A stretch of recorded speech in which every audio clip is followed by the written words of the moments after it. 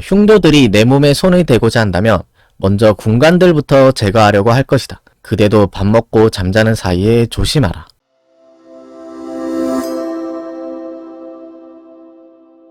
우리가 지난 1부와 2부에서 정조의 왼팔과 오른팔인 홍구경과 정민씨를 살펴봤는데, 그 당시에 정조의 정적들은 이 두 군관이 궐에 들어오면은 뭔가 세손과 주고받는 이야기가 있다더라, 이렇게 의심을 했다고 해요. 그래서 실제로 정우경 같은 경우에는 정조에게 대놓고 물어봅니다. 군관들과 밤낮으로 비밀스럽게 만나서 대체 뭘 의논하시는 겁니까? 이 두 사람이랑 만나서 대체 무슨 대화를 하느냐? 아마 의심도 되고 걱정도 되고 그랬겠죠. 그리고 정우경의 어머니인 화은옹주도 정조에게 이렇게 물어봅니다. 저하께서 군관과 무슨 괴이한 말을 나눴다고 하는데 대체 무슨 말을 하신 겁니까?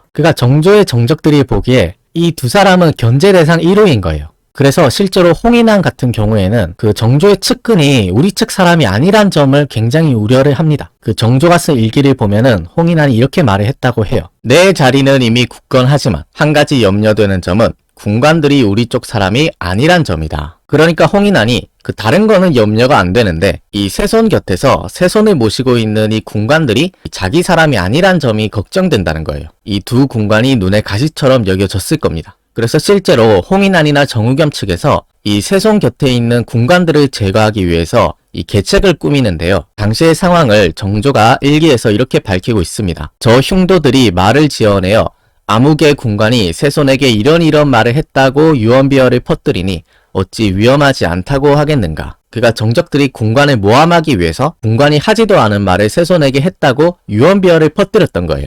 그리고 또 다른 날의 일기를 보면은 내가 서연을 열면, 서연은 세손의 공부 시간입니다. 이 서연을 열면은 흉도들이 이를 빌미로 말을 지어내기를 아무개 군관과 세손이 어떤 말을 나누었다, 또는 아무개 군관과 세손이 어떤 일에 시비를 논했다, 이런 말들을 지어내고 거기에 과장을 덧붙여 소문을 퍼뜨렸다. 그래서 정조는 적들이 이렇게 이 유언비어를 퍼뜨리는 이유를 이렇게 분석하고 있습니다. 근래 흉도들이 군관을 무고하는 말이 매우 분분하여 군관에 대한 소문을 모르는 자가 없다고 한다. 군관이 하지도 않은 말을 이처럼 떠들썩하게 전하니 이것은 군관을 비방하는 여론을 키우려는 것이었다.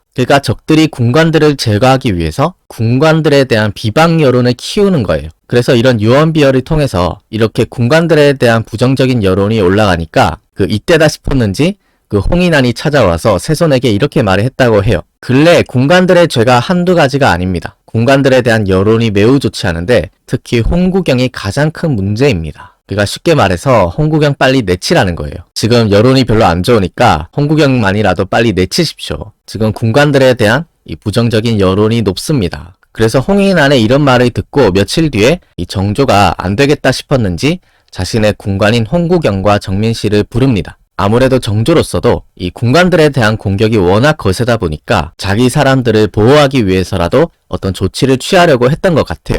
그래서 자신의 왼팔 오른팔이라고 할 수 있는 이 두 사람을 불러서 이렇게 말을 했다고 합니다. 유언비어가 날로 심해져 나를 압박할 뿐만 아니라 어떤 군관이 정치의 시비를 논했다거나 어떤 사람을 함부로 품평했다거나 이런 헛소리를 날마다 지어내어 군관들을 제거하려고 하고 있다. 그러면서 또 하는 말이 흉도들이 매번 두 군관이 들어오면 반드시 주고받는 말이 있을 것이라 여기고 이를 기화로 이용해 함정에 빠뜨리려고 한다. 그래서 정조는 안 되겠다 싶었는지 특단의 조치를 내리게 됩니다. 정조가 이렇게 말을 해요. 그러니 한 사람이 잠시 떠나서 나와 거리를 두고 저 무리의 동정을 염탐하는 일을 한다면 이런 유언비어를 잠시 멈추게 할 수 있을 것이다.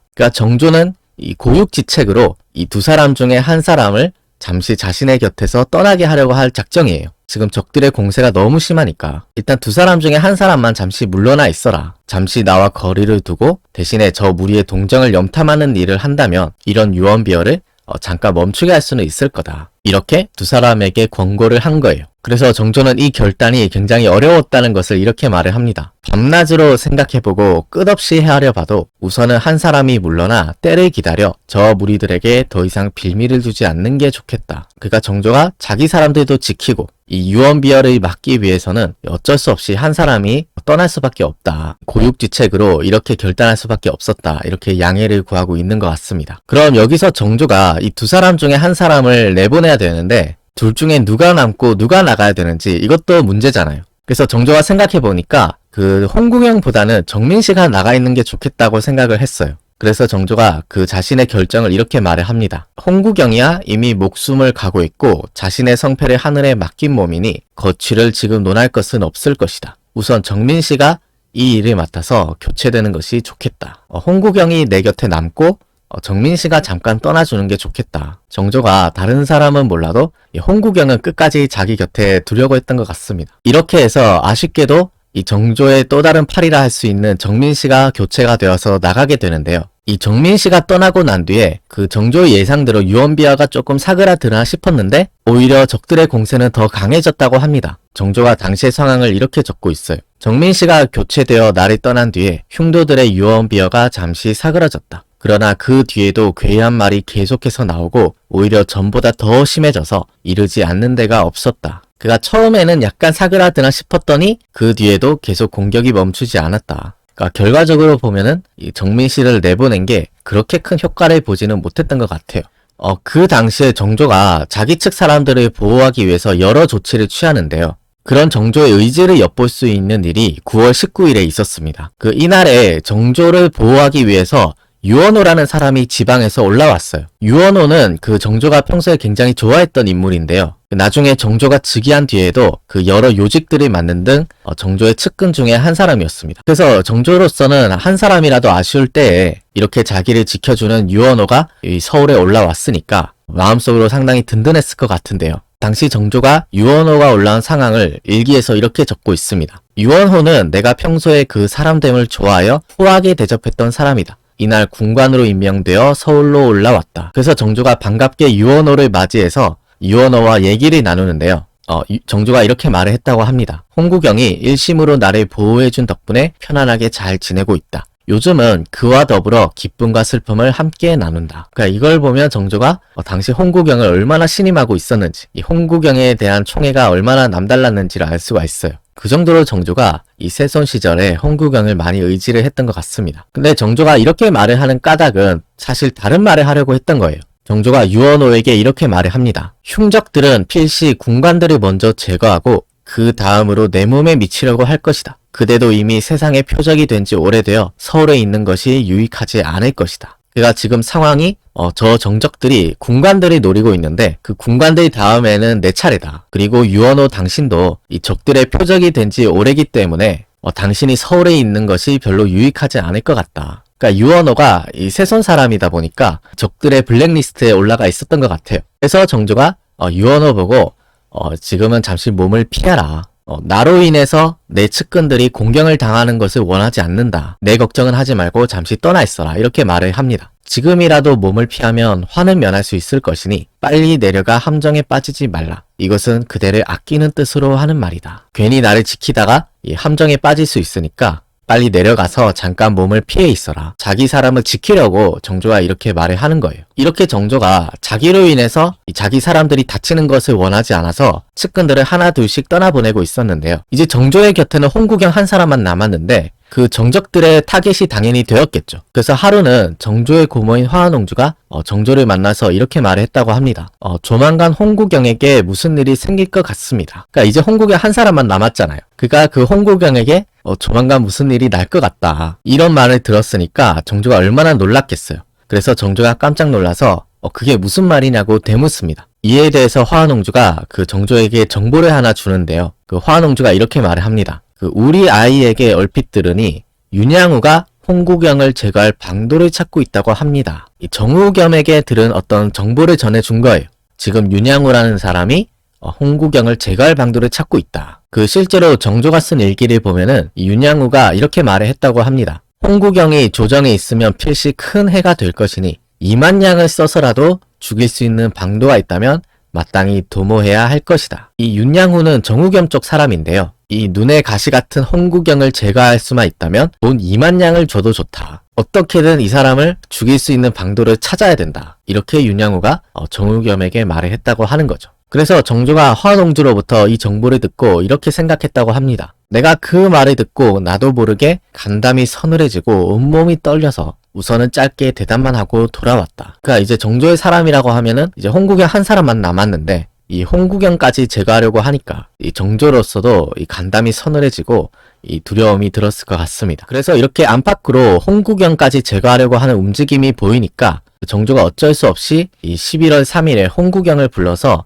홍구경 보고 피신하라고 말을 합니다. 당시 정조가 홍구경을 불러서 이렇게 말을 했다고 해요.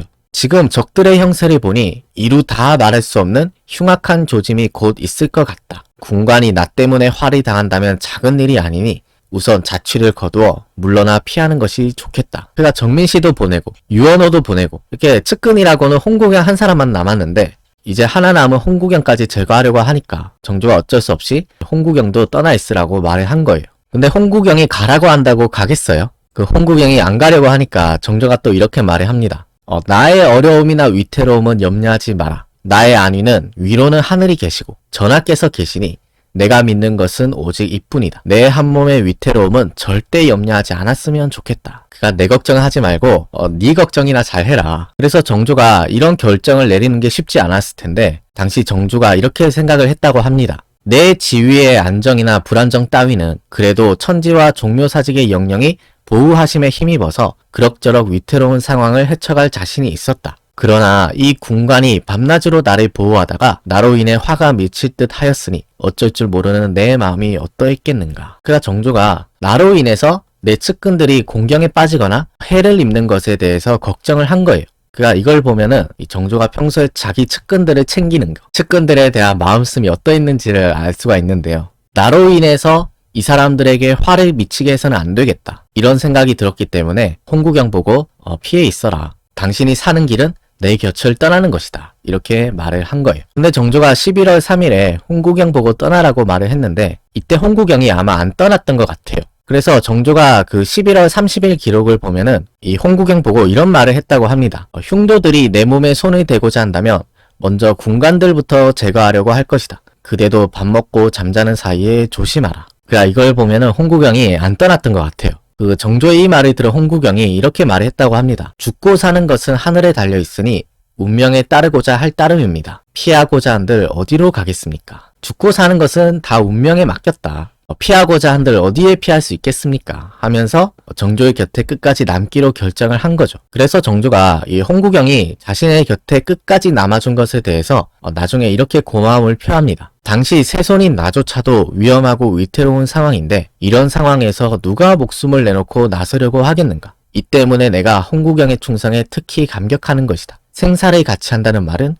그를 두고 하는 말이다. 그러니까 정조가 홍구경을 그렇게 신임하고 믿었던 이유는 자신이 어려울 때 끝까지 자기 곁에 남았던 것, 목숨을 걸고 이 정적들과 맞서서 세손을 지키려고 했던 것, 이 부분을 정조가 못 잊어서 나중에 왕이 되고 나서 그렇게 홍구경에게 많은 권력을 몰아줬던 것이 아닌가. 그래서 앞으로 정조극장에서 이 홍구경에 대한 행보도 많이 기대를 해주시길 바랍니다. 이 홍구경의 생도 아주 파란만장하거든요. 그래서 이 정조와 홍구경의 관계가 앞으로 어떻게 되는지, 왕이 되고 나서는 어떻게 변하는지 이 정조극장을 통해서 많이 시청해 주시기를 바랍니다. 이번 정조극장은 여기서 마치겠습니다. 긴 시간 시청해 주셔서 고맙습니다.